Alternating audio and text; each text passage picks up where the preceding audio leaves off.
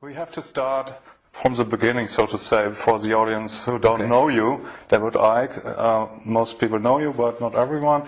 And we have to, for starters, we need to talk about what you are associated most with. That is the reptilian agenda, and that we are divine beings, but we are manipulated from beings that are not from here, or what, and that they are actually the royal family, the British royal family is involved with reptilian beings. How does it work? Crikey, how long you got? It's something that I've been, well, researching is a hardly applicable word in some ways, because to research means to look for, and you do that, of course you do, but after some extraordinary what people would call paranormal experiences in 1990 and 91, my life has become since then this synchronistic series of coincidences which have led me to, and even brought to me really, people, personal experiences, documents, books, and all these different sources that have put information before me in a very coordinated way, like some hidden hand is passing information to you. And it's not just random information, it's information that very clearly, as it comes into my life, has a direction. It has a series of steps. So in the early 1990s, the information that was coming into my life was about the fact that there was a cabal that was manipulating human society and world events towards the goal of a Orwellian global state, in which there would be a world government dictating to every country. Countries would be dismantled and become regions of great power structures. The European Union is a classic. And what we're seeing now with the European Union is the next stage of breaking countries up by destroying them financially, and then centrally dictating financially and in terms of government. And that there was a plan for a global army to impose the will of the world government, a world central bank to impose the cabal's global financial structure and control, and that the plan was for every child at birth to be microchipped as a matter of course. Now that was kind of whoa enough as the information came, and of course with the passage of the years this has been confirmed more and more by the fact that it's happening. Then there was a phase in the mid to late 1990s when, while that other information continued, and has continued to this present day, another, if you like, parallel and connected series of synchronistic situations happened in my life which brought information to me, and this related to the fact that the network of families which go back to the ancient world that are behind this control system I've just described and its ambitions actually take a non-human form, a not just reptilian, though that seems to be the dominant one, but, and I moved on from that too and gone into other levels of it beyond that, but that there is a non-human force behind this attempt to lock down the world. And then from about 2002, 2003, right to the present day, all these continue. Once they come into my life, these different areas, they continue together. That's why I work 12, 15 hours a day, keeping up with it. But this third phase, from about 2000, 2003, was the most important. Because without this, you can't really understand the rest. And that was about the nature of reality, the illusory nature of what we call physical reality, the fact that solidity is delusional, and that we live in a holographic, illusory physical reality, which is only one level of many multi-levels of this reality, which operates on a waveform level, vibrational level, it operates on an electrical level, it operates on a digital level, and it operates on the holographic level, which we in the conscious mind perceive as the world. And to appreciate that when I look through my eyes, another illusion funnily enough, which is why when people have near-death experiences, they leave the body and they're looking down on the body with the eyes, but they're still seeing. So, I mean, the scale of illusion in our so-called physical experience is extraordinary. I mean, and we've not got to the bottom of it yet. But it is that when I look through my eyes, shall we say, that people think that they're seeing everything there is to see in the space that I'm looking at. No, they're not. They're seeing a tiny band of frequency called visible light, which is so tiny it is ludicrous. And the rest of what exists in this universe, and even mainstream science would say this, although it's Stone Age science I would suggest, but even it sees this, that the overwhelming vast majority of what exists in this universe, in energy, matter, mass, whatever you want to call it, its different forms, we cannot see. And therefore, we are living, if you like, in like a holographic television channel. So,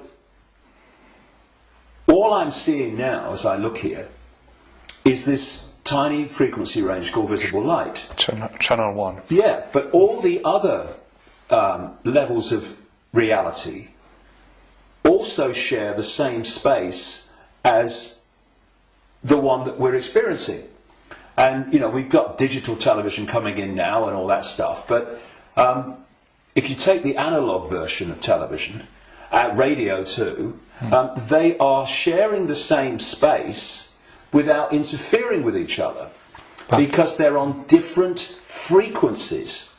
And thus, interpenetrating this reality that we experience with a conscious mind, it are all the other realities where very, very different worlds are manifest, and with very different what we call laws of physics. And so it's from these frequencies that are very, very close to this one that we use the term with radio and television where interference takes place.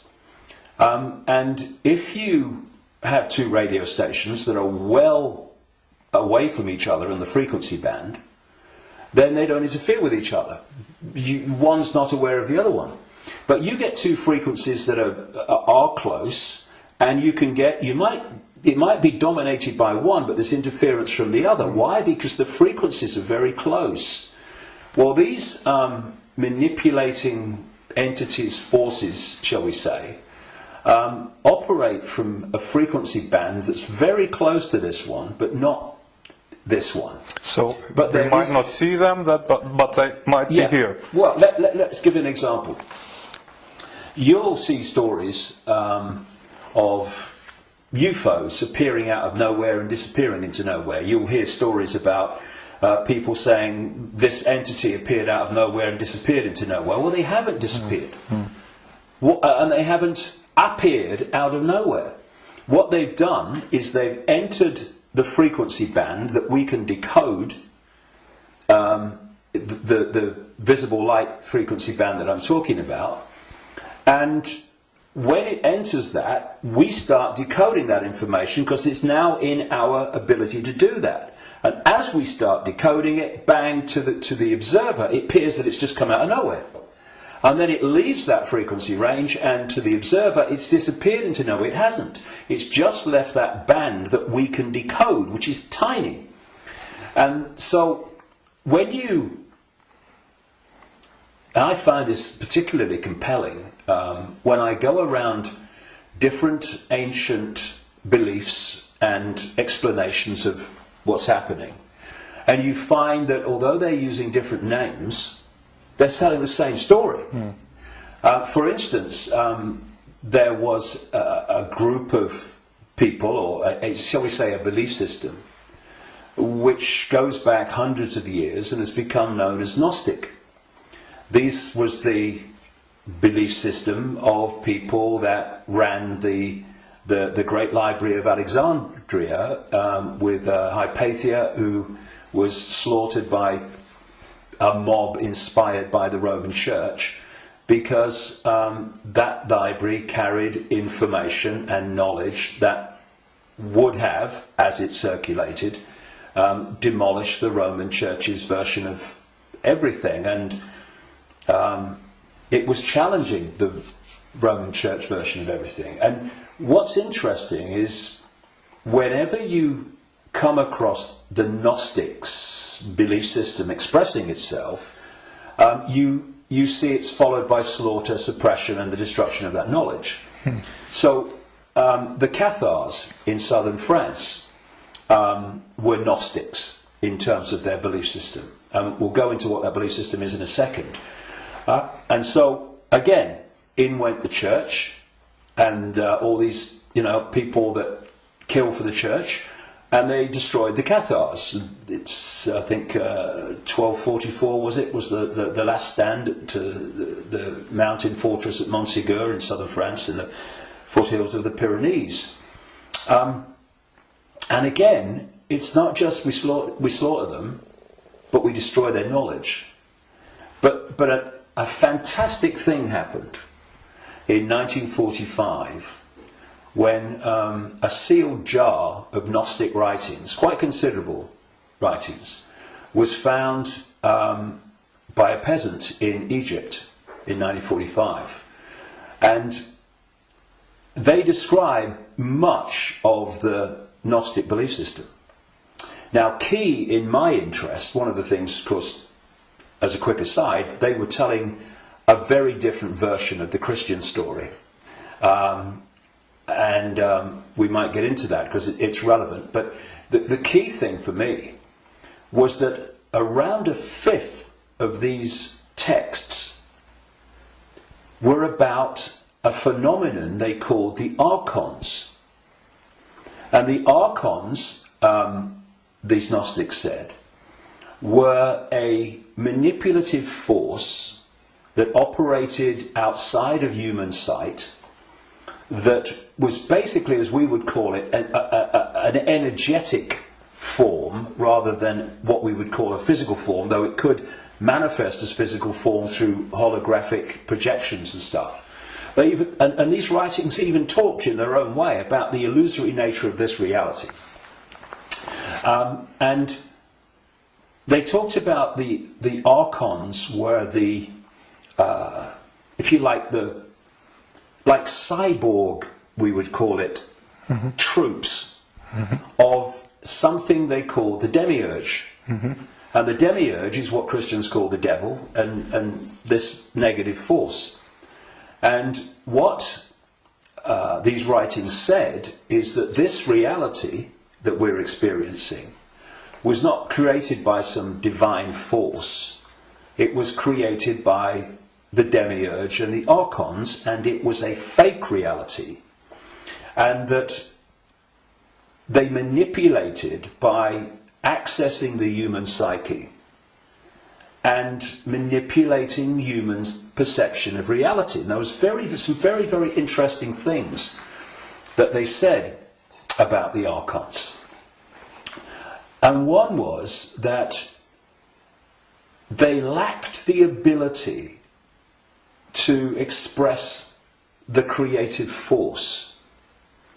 I would put it like this: if you gave them a blank sheet of paper and said create something like a reality, they couldn't do it.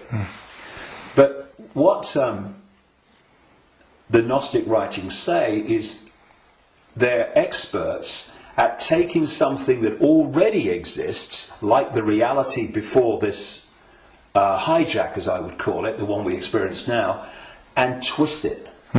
They piggyback something already created and twist it. Something else, they said the Archons did. And you know, you're going back to something that's been estimated, I think, around 400 AD, these writings were buried. And that is that the Archons parasite off everything. They parasite off human society in many, many different forms. And I read this stuff and I'm going, whoa, this is my own books over the years, found in a jar in Egypt. Not all the detail of my books, but the basic themes, because it fitted totally. And then you go to the Islamic belief. And not just the Islamic belief, because this came from pre-Islamic Arabia originally. And that is the very considerable focus in Islam on energetic beings they call the jinn. And when you look at the jinn and you look at what the Gnostics said about the Archons, hallelujah, hello, they're the same thing. And then you go around other cultures and you see the same recurring theme.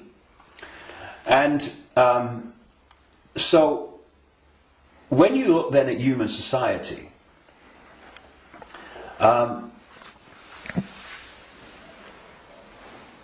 who creates? What is the creative force within human society? Humans. Should be. What do these families that I've been exposing all these years, what do? They piggyback off that creative force and manipulate it and direct it in a way that suits them. What do these network of families also do? They parasite off human effort, human labour, human energy, human creativity. The banking system, I rest my case. What is the global banking system except a structure totally focused on parasiting the energy and off the efforts of the human population? What is taxation in the way that it is today? It is parasiting of human efforts and human creativity. So what I also found interesting is that the Archons are described as we would say like cyborgs. They almost like they're computer-like, and they serve this force they call the demiurge.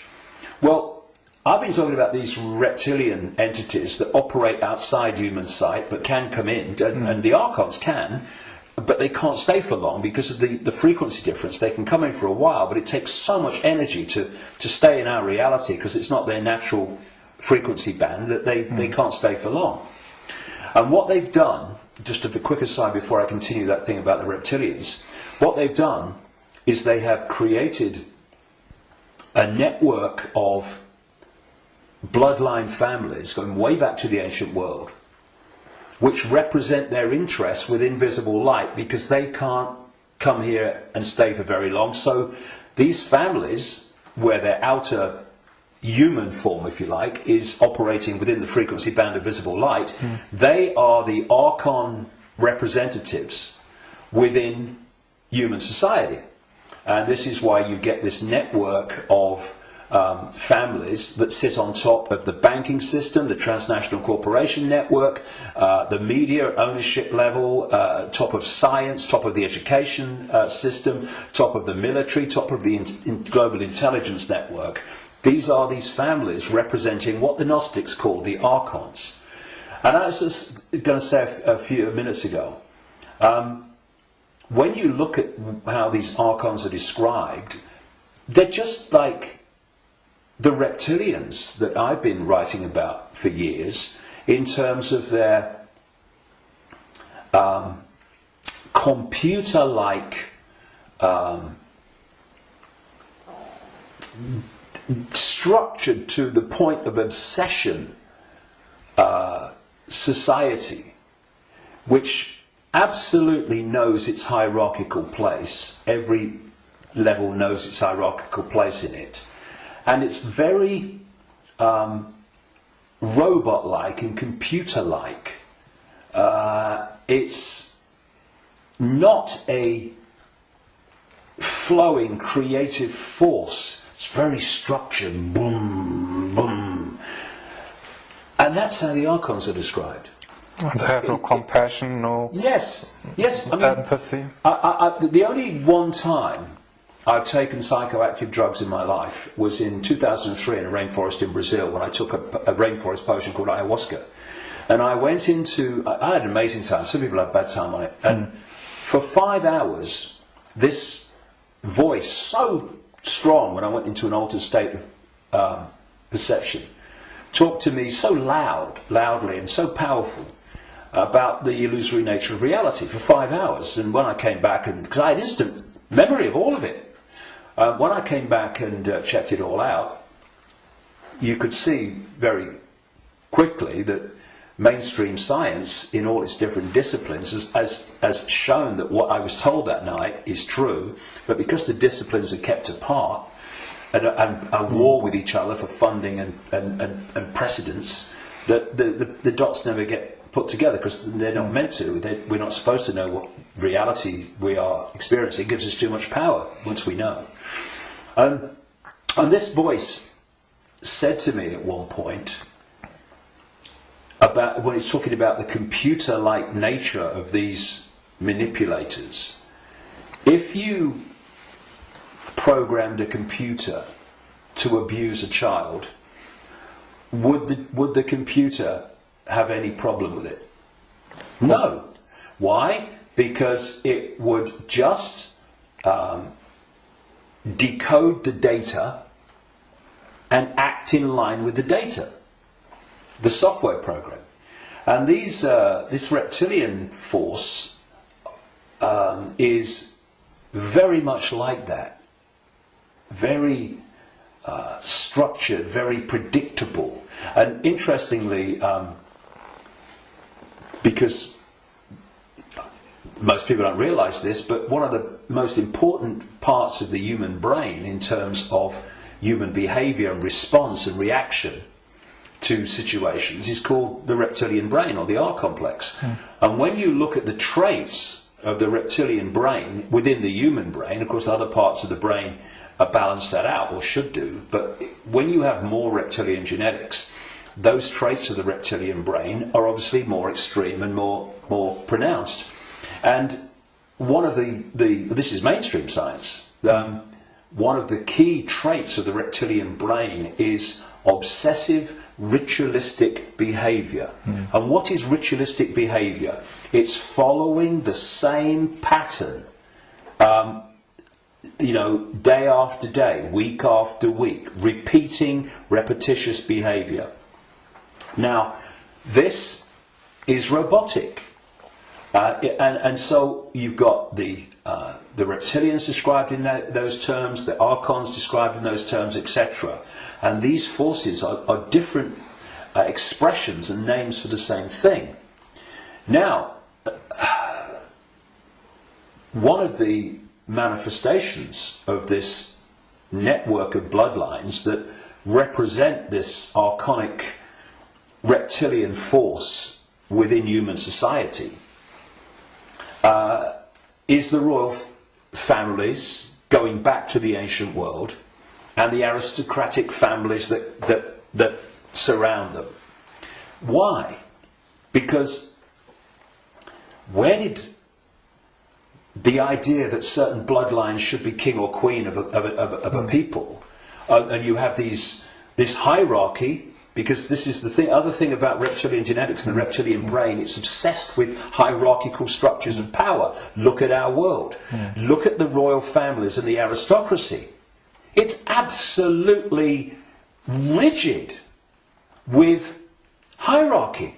Everyone knows their place. You're a viscount, you're a baron, you're a lord, you're a king, you're a prince, and all this stuff. This is the human expression or the partly human expression, because they're hybrids, of the reptilian Archon obsession with hierarchical structure manifested in our world. Because what they're doing is bringing that archonic reptilian reality into our world and making our world like theirs, more and more and more. Now, we have this thing, of course, going way back, which goes under the title of things like the divine right to rule. And what is that? That's the right to rule because of your bloodline, because of your DNA.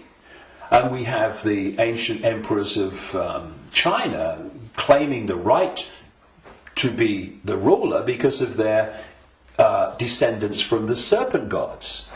And the association between the serpent and the snake with royalty and royal families and royal bloodlines, just follow it back. And so you look at these royal bloodlines that have come through, because what happened is that there came a time when the human population started to reject overt, in-your-face dictatorship from royal bloodline. And that you had that move where this force, not entirely, not least in Britain, moved into what I call the dark suit professions of banking and business and all the rest of it, and politics, and have gone on manipulating from that point of view. But some of them survived, like the British royal family. Now, if you want to see a group of people that are so obsessed to the extreme, not just with hierarchy, but my goodness me, they are.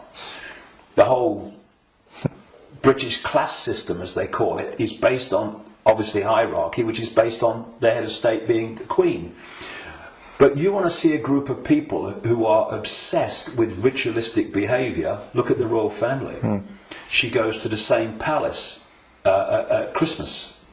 She goes to the same palace in the summer. She goes to the same palace in the spring, and so on. And if you look at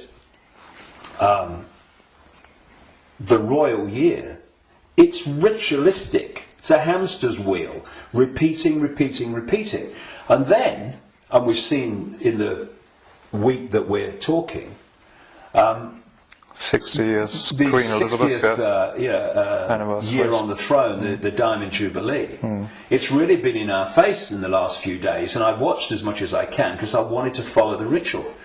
But, you know, Britain is famous for what is called pomp and ceremony. You know, the guards in red jackets and black hats, you know, like, you know, need a haircut, marching up, changing of the guard, and then you've got people in breeches and all this stuff. It's unbelievable. But it's not pomp and ceremony.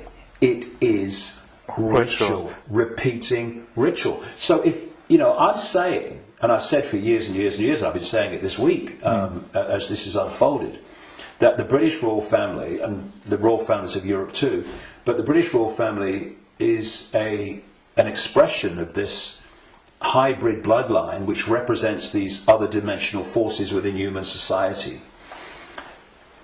And I've described how these other dimensional forces operate, their mentality, how they structured. And you look at the British royal family alone, and it's absolutely a mirror of the very traits that the Gnostics, etc., have spoken of in terms of this archonic other dimensional force. So, you know, it's very challenging, obviously, for people that have not researched this and not been through the experiences that I've been through in terms of things that I've seen and things that I've experienced and things that I've read and researched. And also because from cradle to grave we are given a certain version of reality. Boom! You know, education system, peer pressure, media, all the way through, to actually go, and encompass the possibility of what I'm saying. But you know, it's like Gandhi said, even if you're in a minority of one, and I'm not anymore, far from it, but even if you're in a minority of one, the truth is still the truth. And it doesn't become an untruth because people can't find the capacity to see it's possible. It's just, you know, people say, that's impossible, that can't be done, that's crazy. But what are they doing? They're just looking at something from a certain point of observation. And if their point of observation has been just to take in the programming that's imposed upon us from the first moment we become conscious in this reality, then they'll see it in a certain way and they'll say that's crazy. But if you spend 22 years researching it, you're looking at it from a completely different point of observation, and to you it's blatantly bloody obvious. And it's bringing those 2 points of view together that's the challenge, because what is happening in the world and what's behind what is happening in the world is so massively different, fundamentally almost indescribably different to what we're told is happening, that's the chasm that is probably more than anything else the greatest defence vehicle that this conspiracy has. It is so extraordinary that people think it's not possible, and anyone that talks about it must be crazy. But it is changing. All right. On the other hand, I just wanted to ask that people waking up and people are coming to your lectures now to the thousands, and you have full halls, and you want to do a big event in the Wembley arena with probably thousands of people. So it's important, if you know all these things, that they're pretty frightening, that we are being manipulated for thousands of years. On the other hand, we are divine consciousness, you said, and we just have to change our perception. What can we do now that we know that we are being manipulated? How do we get out of it, and can we get out of it? Well, you have to go deep in the rabbit hole for this, and of course you're constantly going deeper or trying to go deeper, but see, there are many aspects to this.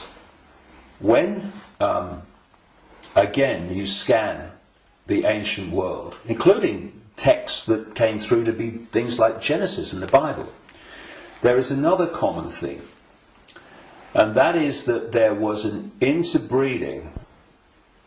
I'm sure it was direct interbreeding, but interbreeding. There was genetic manipulation of the human form, and this is my view after 22 years of researching this and the information coming to me. Before this force hijacked our reality, humans were very different, and it's so different. I won't call them humans, I'll call them earth people. And they were a heart-censored society, in the sense that, you know, we have this holographic body, and interpenetrating all the different levels of the human form, energetic and holographic, are vortexes that have become known as chakras, wheels of light, as they call them in Asia. Vortexes which interpenetrate these different energy fields. And it seems there are 7 basic ones, foundation ones, many others, but foundation ones, going up through the human form, and this one is the key, the heart. This vortex connects us to way out there, to far higher, more expanded levels of awareness than anything else. And there's an organisation in America, it's called the Institute of Heart Math. and they research the power of the heart. Heart math. Yeah. Sounds good. And they've been doing it for a long time now. They have found that the most powerful electromagnetic field in the body field of electromagnetic fields is the heart. There are more nerves going from the heart to the brain than coming the other way. Mm-hmm. And that when the heart energetic field is in what they call coherence, in other words, balance, and connects in coherence with the central nervous system and the brain, that trinity, if you like, when it comes into harmony, takes the person into a much higher level of awareness and consciousness. Mm-hmm. The key is the coherence of the heart field. Once you knock that out, you knock everything out, and what's left then as the arbiter and decider of reality? This. Now, this is a great servant to this. Mm. It's not a great master when it's in control of our perception of reality. And there's another vortex in the belly, which is about emotions. This is why when people feel nervous or frightened, they feel it in the belly. And you know, they need to go to the toilet. It's because the imbalance caused by the fear and nervousness in the chakra, the vortex linked to emotions, is affecting the balance or imbalancing in the same way the intestinal system and what have you. And what they've done to pull humanity into a low vibrational, brain dominated perception is they've moved the point where we interact with reality from the heart to the belly. They've done it genetically because, as I said in my last book, Remember Who You Are, I'm saying that on the level of human DNA that they call junk DNA, which is anything up to 98% non-coding DNA, they call it junk DNA because they don't know what it does. Well, some cutting-edge scientists, not least in Russia and some in America, are pointing out that actually within so-called junk or non-coding DNA is a language, and it's a very it's a language that you can see and you can uncover, and it operates very much like human language. It has many of very closely the traits of how human language is sequenced. This is how this language, as they call it, within so-called junk DNA is sequenced. And they're talking about the fact that the human language, which is what? Vibrational fields, that's what it is. We hear the words, but only when the brain decodes them. What's passing between me and you now is not the words and what people are hearing. What's passing between me and everybody is not words, it's a vibrational information field generated by my vocal cords. People are only hearing the words when they decode that information. So everything is vibrational waveform at its base, even language. DNA is waveform, like the body is waveform in its base state. And they're starting to uncover this language, and it fits absolutely my contention that part of this genetic manipulation was to put into junk DNA what I call biological software programs, and they are basically perception programs. So if you put a disk into a computer and the computer starts to read it, on the screen the computer's symbolic perception is read from the disk. Well, what if we had biological software programs running through from junk DNA, this language, they're finding, and we were reading them into a perception of reality. The other key side of this is that there are emotional biological software programs in there that are running all the time. And when you are reading those, then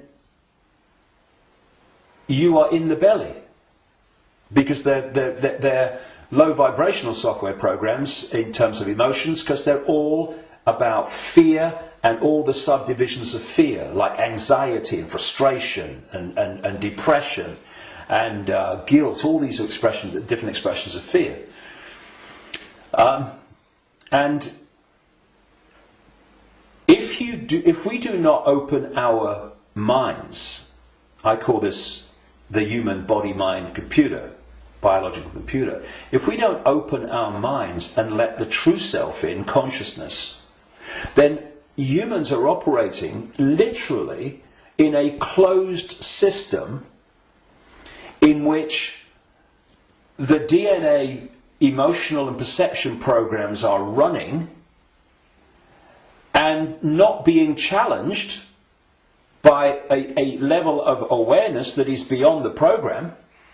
So basically, people talk about the blind leading the blind. What humans are is the program leading the program. And it is my view, and this may be shocking to people, even some who've been along this road a bit. It's my view, after 22 years of putting this together, that the vast majority, at least, of humans have been going through entire lifetimes without having a single original thought or emotional response. Now, when you've got psychologists, I mean, Carl Jung, the Swiss psychiatrist, talked about this, but others too. When you've got psychologists that say that they can break down the human personality into 12 major archetypes and combinations of them, well, at the level of awareness, at the level of consciousness, at the level of the true self, we are infinite possibility within an infinite reality of infinite possibility. How on earth can you break down that into 12 major archetypes and combinations of them? It's ludicrous, you can't. But what can you do that to? Computer programs. And that's what we are. These archetypal personalities are actually software running, perception software running within junk DNA. Now, put all this together, and that has moved us from a heart-centered society, connected out into a greater level of reality. This is the innate intelligence. This is supposed to serve this, not be the governor of perception. That's why this knows, and this thinks has to work it out. People don't go, my intuition thinks, no. My intuition, and we do this, don't we? My intuition just knows. Because instinctively, on a subconscious level, we're going to that point of true knowledge, true awareness, no, beyond knowledge. This is knowledge awareness. But what's happened is our point of interacting has gone from the heart-centered society, and if you're coming from this, and this innate awareness, this innate knowing, this innate understanding that everything is connected to everything else, then you manifest from that a completely different society to the one that we have. What's the one that we have? They've moved it into the belly. Humans now, gold. I've got a cough. It's not the cough that carries you off, it's the coughing that carries you off it. Now, they've moved it into a belly society. Where does human response come from, overwhelmingly, to events that we face? The emotions. It's an emotional response, it's an emotional reaction. It's not a heart reaction, overwhelmingly, though of course it does happen. it's an emotional reaction. You know, this mass manipulation technique that I called a long time ago problem, reaction, solution, where they create the problem covertly, tell the people through an unquestioning mainstream media the version of the problem they want people to believe, and then they get the reaction from the people, do something, something must be done, and then they who have covertly created the problem got that reaction, do something, then at stage 3 openly offer the solution to the problems that they have created, which gives them the excuse to change society and advance the agenda that they're following. Now, it's not problem, go into the heart, look at it from the innate intelligence of the heart. It's not even problem, have a think about it, do a bit of research, see what you think. It's problem, reaction, solution. It's the manipulation of an emotional response, an emotional reaction. And what they're doing all the time is manipulating an emotional response to get support or to justify what they're doing. So, for instance, they'll tell you that Gaddafi was killing his own people and what have you, because they're looking for an emotional response. Oh no, we've got to stop him killing his own people. What they don't tell you, of course, is that the rebels were actually put in there, funded and armed by the NATO alliance to cause the problem. And then when Gaddafi's troops start reacting to what they're doing, shooting back at being shot at, then suddenly, oh, look, Gaddafi's killing his own people. Reaction, oh yeah, we've got to stop it. So this is happening all the time. You know, 9/11, ooh, that was, look at 9/11. And those horrific pictures and the towers coming down. Did that take us to here? No, it took people here. And from this gut, what would you say? Gut reaction. You know how many? People say, "What does your heart tell you? What does your heart tell you?" Right? But how many times, instead of going, "What does your heart tell you?" what do we say? What does your gut tell you? Emotional response, emotional reaction. And so what they've done is moved us. Not all of us, not everybody, but the vast majority. They've moved them from the heart, high vibration, which they can't touch. Yeah. If we're in the heart, we're untouchable. It's like Radio 1 trying to impact on Radio 2. Can't be done. They're terrified of us going into the heart because it's over. So they move us into their stadium vibrationally. Because not only do they manipulate human response through emotion, they feed off human low vibrational emotional energy. They've turned us into their energy source, because they're an energetic source basically at their core. Well, we all are, but they're much more energetic than we are, because we're much more aware of the holographic, the so-called physical. And so when we eat food,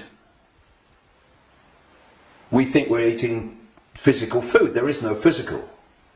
We're eating holographic food. But the foundation of that food, which we decode into some kind of illusory solidity, is actually a waveform information field. All that these entities do is they feed, they get their energy source, not from a sandwich and a cup of tea, but directly, energetically. They absorb energy in its waveform. And so when we generate low vibrational human emotion, that emotion is resonating within the frequency. That's why we can't see it. We can feel emotion, but we can't see it. Because it's vibrating within another frequency band beyond visible light. And that's the frequency band that these Archons, reptilians, overwhelmingly operate in. So every time we generate fear and all its offshoots, we're feeding them energetically. So you get a war, a 9/11, a global war, and you get an economic crisis where parents now in Greece are giving their children away or selling their children because they can't afford to feed them. Can you imagine in that one incident with one set of parents how much is generated here emotionally from the horrific? I can't even think about it. Imagine what it must be like. And that's just two parents. You get that operating. Look at the world. Look at the world every day. All over the world, in all its different expressions, how emotional energy is being generated and produced by the circumstances that society has been structured to create. It's an orgy of energetic vampiring. And so, when Morpheus in the Matrix held up a battery and said, the Matrix is a computer-generated dream world made to turn humans into one of these, that is a profound truth. Because that's what we've become. Not so much batteries, though that was a good symbol, but actually generators, power stations, generating this energy. So we have this situation, if we bring these strands together at this point, in my contention, that these perception programs are running through junk DNA, and the emotional software programs, biological software programs, are running through non-coding junk DNA. And as those programs are running, and as society is structured so that it generates situations, in computer terms, data, that trigger those programs and bring them to the surface where they're more impacting upon our behaviour and responses, you are locking humanity into this closed system where the program programs the program, and you're also pulling people from the heart, high vibration, down into low vibrational belly emotional vortex, which is pulling humanity into the predator's vibrational stadium, and in doing so they are able to trawl and vampire the energy that emotional state and response is constantly generating. Now, I've talked for a long time from your question, what can we do? Because that background, I suggest, was fundamentally necessary. So what do we do? What can we do? It might sound trite and all the rest of it. I mean, because what we've got to do, of course, is we've got to stockpile weapons. We've got to create human armies to fight against them, and we've basically got to try to do all the things to them that they do to us, right? And where does that take us? First of all, it makes us them. And secondly, if we go down that road, will do what? Will produce more and more and more of this low vibrational emotional energy in the hatred and in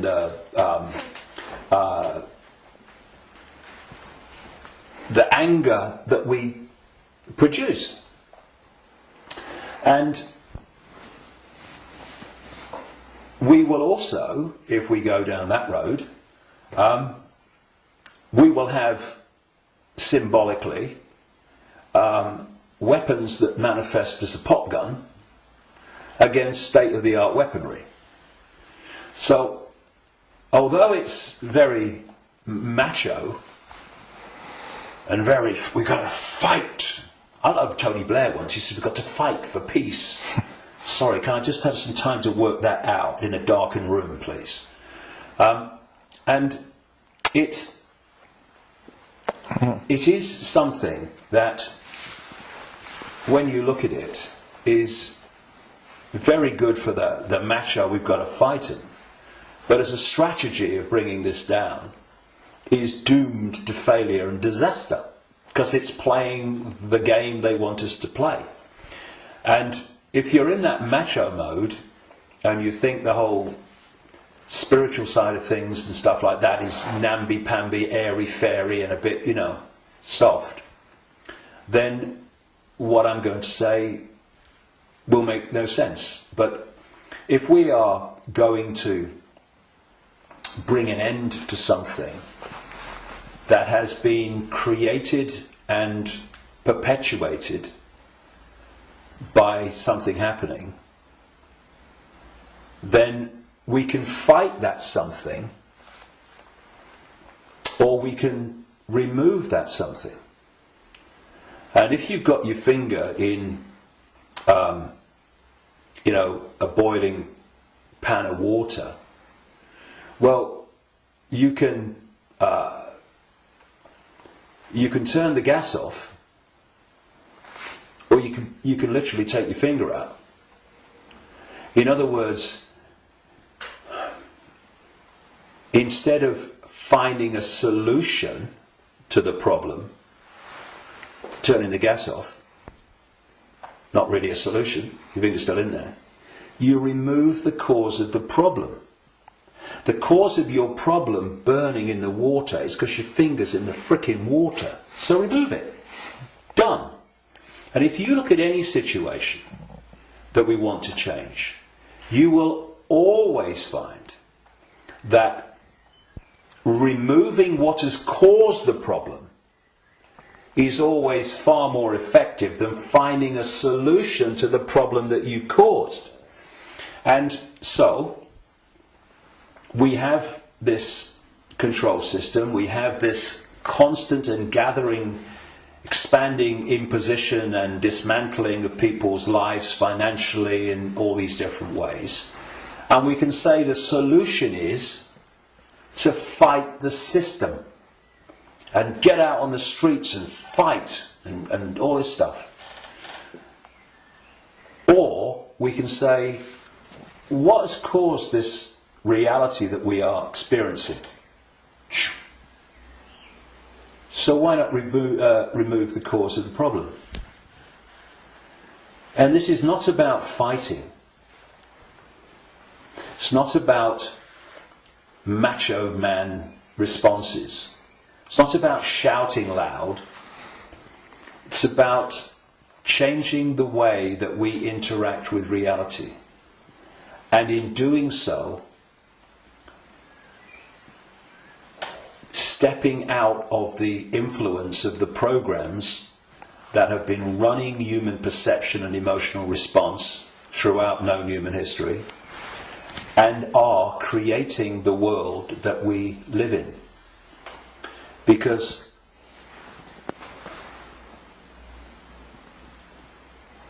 if I go back to what the Gnostics said about the Archons, they have no creative energy. They can't make things happen. But we can. We can, yes. Which is bringing us to an interesting point. We can manifest. What this manipulative force has done has programmed humans to use that gift of manifestation to manifest what they want. And so, if we manifest from our perceptions of reality, then manipulate their perception of reality, and they'll manifest what you've manipulated them to perceive as reality. So, I see people challenging war and conflict when their own lives are full of conflict. Now, we live in a holographic reality at this conscious mind level, and there's a very unique and fascinating trait and characteristic of holograms and holographic reality. Every part of the whole is a smaller version of the whole. So if you take, for instance, in the holograms that you buy in the shops, if you take the waveform holographic print, which is on the print in waveform information,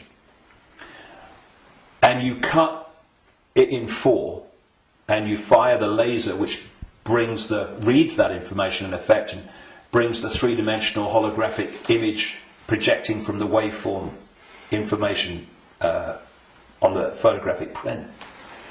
If you cut that into 4 and put a laser to each 4 pieces, you will not get a quarter of the whole picture. You'll get 4 quarter-size versions of the whole picture. And this is why, or explains why alternative forms of healing, like reflexology and acupuncture and others, can find points on the ear and the feet and the hands and all different parts of the body that relate to the body as a whole. Thus, reflexologists can work on a part of the foot and impact upon the heart or the liver, depending on where they're doing it. And I've known and talked to reflexologists and people like that over the years, and they know it works, but they're not sure why it works or why there are points on the foot and the ear and everything that relate and impact upon the body as a whole. Well, it's simple when you realise that this reality is holographic, because every part of the whole is a smaller version of the whole. The body is a holographic manifestation, it's a hologram. Thus, every part of the body must be a smaller version of the whole, and that's why all over the body, in all the different parts, you can find points that relate to the whole body. In the same way, if we have conflict in our own lives on a so-called individual level, and this is going on all over the world in all these different societies, and it is, then that's a smaller version of the whole. And a hologram moves both ways. When the whole hologram shifts, all the parts of the hologram shift, because they're expressions of each other. You shift or affect the smaller part of the hologram, and in this case it's lots of people, billions of people with conflict in their lives and all that stuff, and that's going to impact on the hologram as a whole, i.e. human society. And you're going to have collective conflict. If we want to put the fire out of the whole, what we call human society and global experience, then we have to put the fire out in our own lives, because we are fueling the fire. We are creating the fire.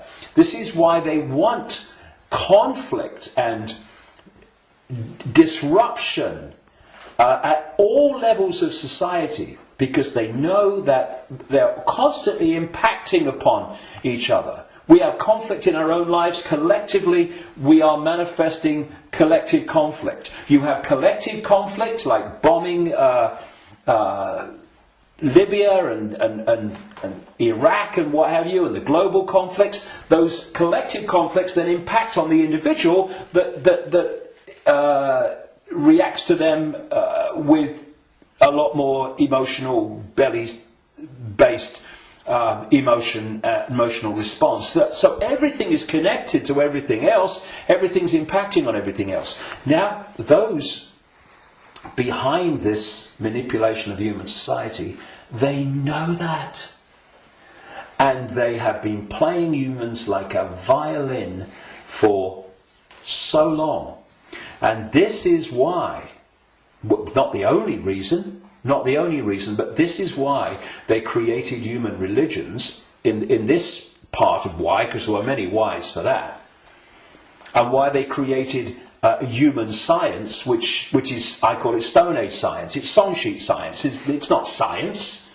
It's just a bogus explanation for reality, so we don't see the real one. This is why the nature of reality is hardly, if any time, discussed in schools or education in general.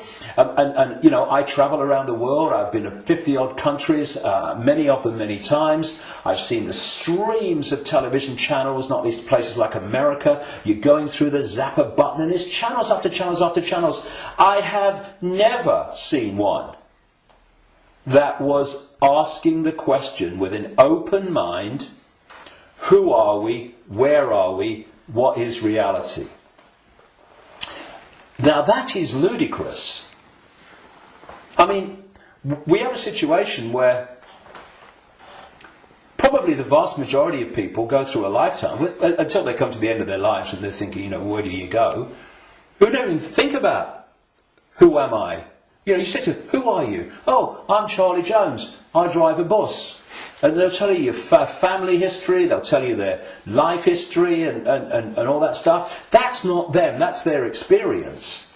And human self-identity identifies who we are, self, with our experience, with our name, with our job. Who are you? I'm a banker. No, that's your experience, it's not who you are. And so when you lose touch with who you are, and you lose connection to the true self beyond the program, then what's left is for the program to run and dominate our sense of reality. Our sense of reality becomes our point of observation by which we judge everything, and the emotional reaction from which our judgment and response to events comes. And it's a closed, ever repeating cycle. And unless we break it, then this will go on. And we break it by moving our point of attention, the point at which we interact with the world, from there to here. And I had some amazing experiences in Peru in 1991. Amazing experiences which changed my life and all the rest of it. And I went back to Peru with a group of people from all over the world in April 2012. And we went around Peru, and we went to Machu Picchu, and this place where I had my amazing paranormal, extraordinary experience in 1991 called Siyustani, near a place called Puno, and Lake Titicaca, the highest navigable lake in the world. And this group, all of us, were going around these places, and what these places were heart places. Mm-hmm. When you went there, you interacted with them from here. And the behaviour of the group and the demeanour of the group was laughter and joy and happiness. Then there was one day, and this really, I've been aware of all this for a long time, but you know what it's like. Sometimes you have an experience and it goes bang in your face. And there was one day towards the end of the trip where we went to a place called Tiwanaku, just over the border in Bolivia. It's an ancient site, very famous ancient site if you look at the history and accounts of South America. And if anyone thinks that human awareness, human emotion, human demeanour does not impact upon the energy field that we're all interacting with, they should cross the border between Peru and Bolivia at this place where we did. You walked across a bridge across a river, and one side was Peru and the other side was Bolivia. So once you crossed into Bolivia, woo, doom, you're right? back. So it took ages to get through the border guards, just for a tourist group who's going to be in the country for about 3 hours. They'd all just come back from a hospital, apparently, where they'd had a sense of humour bypass. And we headed to this Tiwanaku, going through in a 40-minute drive through a police checkpoint and a military checkpoint. If anyone says that he's predicting that Bolivia is going to be a police state, well, you're too late, mate. Anyway, we get there, and it was horrible, Tiwanaku. It was big time here, right? And I felt this in many places around the world, and they've all been connected to human sacrifice and rituals involving these entities operating in other other levels of reality, but interacting with this one. This is what satanic rituals are. They're the interaction. This is why they do certain things and repeat them. They're creating an energetic environment which allows interaction and even the manifestation of these entities within the rituals. This is what sacrificing to the gods was all about in the ancient world. Because when you sacrifice someone, the people doing the sacrifice, they drink the blood and eat the flesh, which is what this whole Roman Catholic thing is really about. Drinking the blood of Jesus and eating the flesh, that's just a mild bloody cover for what goes on in the background. But on the other levels of reality, while this is going on, these entities, perceived as the gods, are feeding off the terror of the victim. Right? This is sacrifice to the gods. Anyway, we get to Kiwanaku, and it was that kind of energy. Ooh. But what I noticed was the demeanour of the group changed. People weren't happy. They were not in a good space. And there was this lovely guy, Mark, who's a lovely Irish guy. And the change in the behaviour of the group was so pronounced that on the way back, which we got back into Peru, where everyone started getting a bit happy again, I asked people if they wanted to go on the microphone on the bus and explain, their experience. And Mark said, and Mark was a lovely guy, all laughing and dancing and all the rest of it, all the way through Peru. And he said, when I was at Kiwanaku, he said, I just wanted to shout abuse at anyone that got in my way when I was trying to take a picture. And I just felt so different. And I won't labour the point, but having, seen it and experienced it and seeing the response, you could see Peru, what a world that would be. And then Kiwanaku, the world that we have today. And we really got to move to here. And I would say to people, it's a challenge in this world, because virtually everything in this world is designed to push you here. So when you're responding from a belly emotional point of view, and you can do it with your mind, with your consciousness, you just move. It's moving your point of attention. That's what it is. You move your point of attention, and you move it here, and feel that point of attention here, not here, and you'll see the situation you face. I know because I've done it myself, and I've talked to others about doing it, and they say, yes, it does work. You get to bring it to here. A situation that you're facing looks very different here to here, and vice versa. This is what we need to go. We need to become the heart-centered society that we are being hijacked and manipulated out of. Now, it's not just about moving your point of attention here and seeing the situation from here. Once you move your point of attention here, the vortex opens.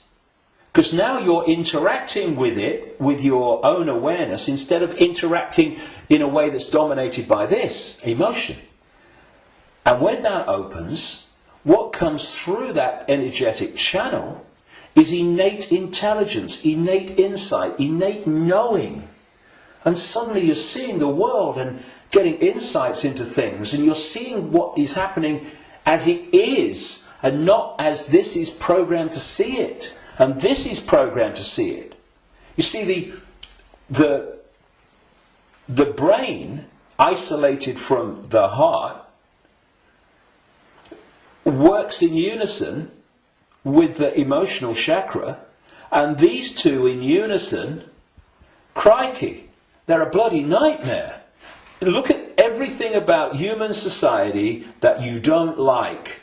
These two buggers working in unison are where it comes from.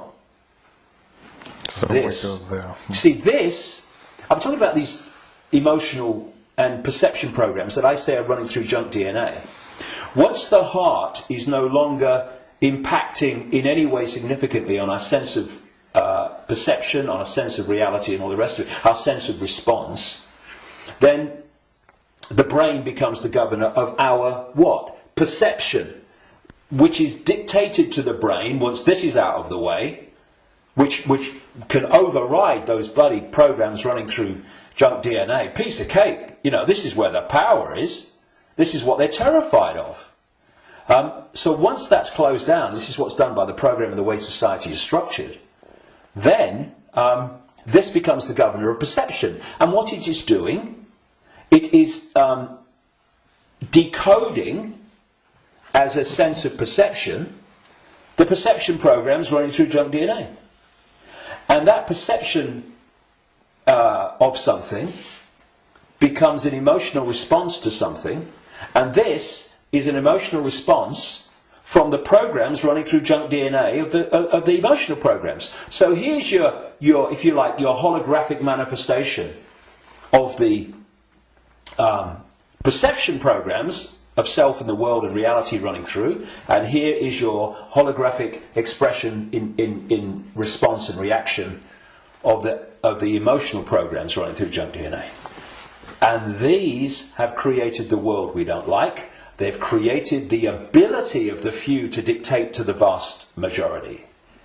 Because this will never see it. This will never get it.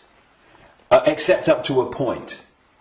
This can get to a point where it can see the names, dates, places, Bilderberg group level of engineered wars level of what's going on in the world.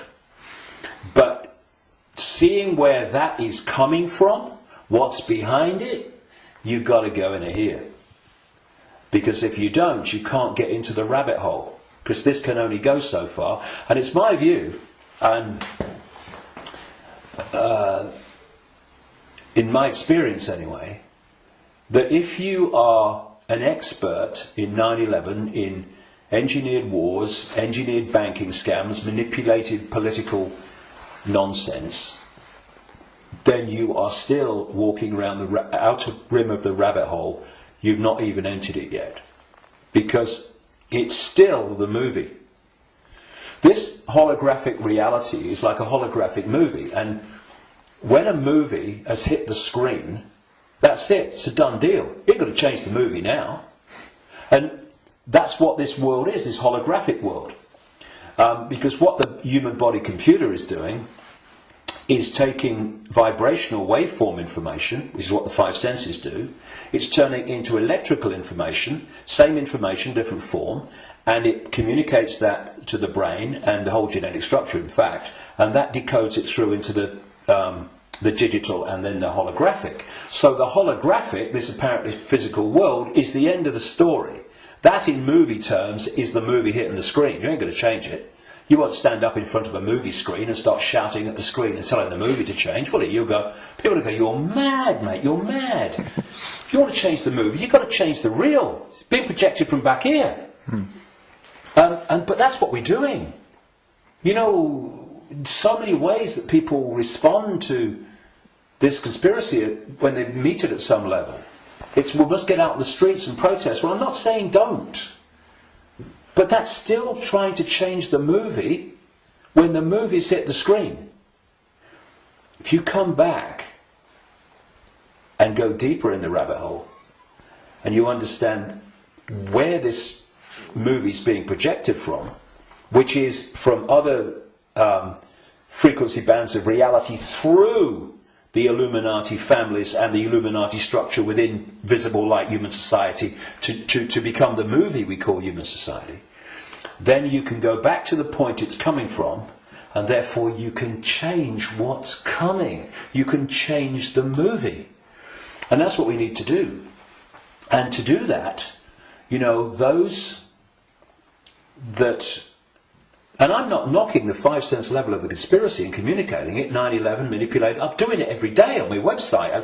Books are full of it. We need to know that. But if we only do that, then basically we are seeing the outcome.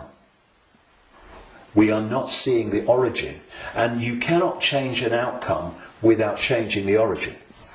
And so when I look at so much conspiracy research, good luck to them. You know, everybody that comes and does this, hallelujah to you. good on you. But there comes a point where we know how the system works in the holographic world. I mean, what's left? Finding out what size shoes Henry Kissinger takes. Yes, on a daily basis as it unfolds, we need to, keep with it. But, okay. But are we going to become recorders of our own enslavement? Oh, see, I told you they'd do this next. Look, they're doing it. If we do that, we've moved from not knowing that the prison's being built around us to seeing the prison being built around us. But there's a common theme between the two of them. The prison's being built around us. And that's fine if people want to do that only. I'm not saying don't do it, but to do it only and ignore where it's coming from, therefore the solution or the removing the cause of the problem. The people who only do that will record and record and record and record their own gathering enslavement and the enslavement of humanity until we wake up. Would you come with me, sir? I ain't waiting for that. We need to change where it's coming from. And for that, there are some major challenges for those in the conspiracy research arena who are dominated by a sense of patriotism and dominated by a sense of a religion. Because patriotism, in the sense of, I'm not saying don't, love your country and love your culture, nothing like that. But patriotism, in the sense of self-identity, I am an American, I am an American patriot. No! That is your experience. What you are is infinite awareness. All that is, has been, and never can be. All possibility. Having that experience. And I'm a Christian. No, you're not. That's the belief system you have chosen to take on as your persona. But it's an experience of being a Christian. It is not who you are. And if you self-identify with being a Christian or being a Jew or being a Muslim or being a Hindu, again you are in a self-identity which is self-identifying with something that's not you, and also, and this is in terms of getting to the origin, it means that you are not going to go, I've come across this all the time, me. I mean, I'm the guy that people in mainstream society, they see conspiracy researchers of the five sense nature as extreme and crazy.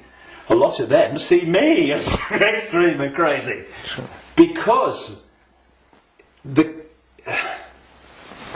if you think that all you need to know about life and reality is between the covers of two covers of a book, written by who knows when, and who knows what circumstances, the Quran and the Bible and all the rest of it, then and what that tells you are, reality is, and how it all works, you ain't even gonna begin to go down the rabbit hole into the areas that we need to understand. Because if you do, you immediately realise that your religion is part of the conspiracy. I talked earlier about the Archons and this demiurge that this like devil figure, as Christians would call it,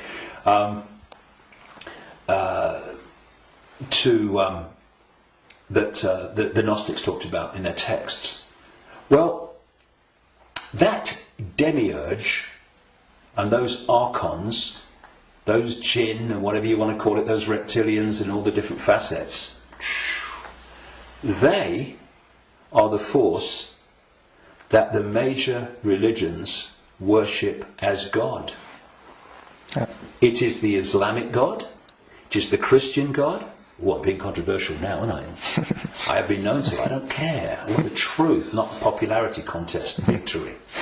It's the God of Islam, it's the God of Christianity, it's the God of Judaism. Yahweh, that's the demiurge, that's this fake manipulator of creation that the Gnostics talked about. So we've got this situation. Please tell me it's not true. I'm afraid it is. But it doesn't have to be. We just change it. And it's gone. But where this unseen network that the Gnostics talked about, all these people talk about, have created this conspiracy, this network of human manipulation of politics and business and banking and all the rest of it. And some people, increasingly large numbers of people, fantastic, have started to see that and challenge it and try to expose it. But at the same time, they are welded to religions that are worshipping the very force that created what they're trying to expose. And I suggest what we need is, yes, to move here, to open this and let consciousness in, but we also need a blank sheet of paper. A blank sheet of paper that says, okay, all preconceived ideas over here. All preconceived beliefs and perceptions of reality over here. Now, from this point, what goes on that sheet of paper in terms of my perception of reality comes from information, comes from innate knowing, does it feel right, and comes from it standing up on the basis of credible information and intuitive knowing. Now, some of these preconceived beliefs, they might be able to be put back. Maybe, I don't think many will. I don't think any will, really, but they can be. But they're not there on the sheet of paper dictating reality by reflex action. Like David Icke, he talks about shape-shifting reptilians. He's mad. It's not possible. No, you do not believe it's possible, and thus you are dismissing what is absolutely explainable, not because you've researched it, not because you've even looked at it, but because that program, which is dictating your sense of reality, cannot encompass it. Thus, people say to me, and have said to many people in this arena, when the actions of these families have been exposed, they'd never do that. No, mate, you would never do that. They would and are every day. It's this, and then you say, well, how much? I've said this to television interviews in the mainstream, but they're like, loads of rubbish. And I said, well, I've been to 55 countries, many of them many times. I've researched this full time for 22 years. How much research have you done on this subject? Zilch. But it's different, it's outside of their perception of possibility, so it's dismissed. And this blank sheet of paper lets anything in so long as it justifies its place on the paper. And when you do that with an open mind, you don't say, I'm a Christian, so I don't criticise Christianity. You go, I'm going to look at Christianity and what I've believed up to this point from a detached perspective and see if it stands up. I know a guy in America who set out many decades now. He was a real avid Christian, And he set out to prove the Christian story was true. Jesus existed and all this stuff. And very soon after this, as he started, I'm going to show it. Of course, what he realised very quickly is the evidence is all the other way, and he became a conspiracy researcher. Because then he's going, well, nothing of it. If I've been duped on this, what else am I being duped on? And then the dominoes start to fall, and you start to see the greater conspiracy. But he had an open mind enough to see that when the information was going in a certain direction, he was willing to go with it. But a lot of people that are welded to religions, they don't want to look at the information. And you can be a religious believer, and you can go to the 5 sense level of the conspiracy, because you can say it's Satan and Jesus is coming, and it's Armageddon, and it's the end times and all that stuff. You can do all that from a Christian perspective, but you ain't going to get in the rabbit hole. To do that, all those belief systems have to go, because they're there to censor the true self. Okay, thank you, David. That's amazing, and a lot of information, and a lot to think about. But the important thing is not to think, but to know, to feel, and we all have the ability and the what humans have. We can change it because we can create, which the others can't. Yeah, so they create through us, and the difference is, and the way to turn this around is to, instead of having our sense of reality manifest as our experienced reality by external forces manipulating our sense of reality, which becomes our experienced reality, we get rid of that influence, and our unique perception of reality becomes our unique experience of reality. Do you think we've got a world worth living in then? Do you think 2012 is a year that a lot of people say then there will be a major change? Do you think that's happening? Well, I've not gone along with that in the way that it's just been described in many ways. I came across a theme almost immediately after my initial stirring awake in 1990, in the spring, when I went to a psychic because I felt this presence around me all the time, and I wanted to know what it was. I didn't tell her, but just she would pick it up, and bingo, lots of things happened. So, I was going to go out on a world stage and reveal great secrets, and there's a shadow across the world had to be lifted, I had to be told all that stuff. From that very earliest time, there was this theme that there was a vibrational change, which I would see now as a waveform information change, that was going to have many effects, but two major ones. One, it would awaken vast numbers of people eventually to another perception of self in the world and reality. The less closed-minded would be affected first, but eventually people at that time who were absolutely in the bubble, in the box, would be affected. Well, it's happening, quite demonstrably, it's happening. And the other effect, major effect of this vibrational change, which way back in 1990 I gave the title The Truth Vibrations because of this, these changes that we was going to bring, was going to be that this vibrational change would bring to the surface all that had been hidden so people could see it. Well, you look about people waking up to another version of reality and self and the world in vast numbers in 1990. You look at all that's been hidden coming to the surface in 1990. What? Look at it in 2012. It's incredible. It's happening, right? But this truth vibrations that I was, as I called it, was going to be something that would get more and more powerful and more influential.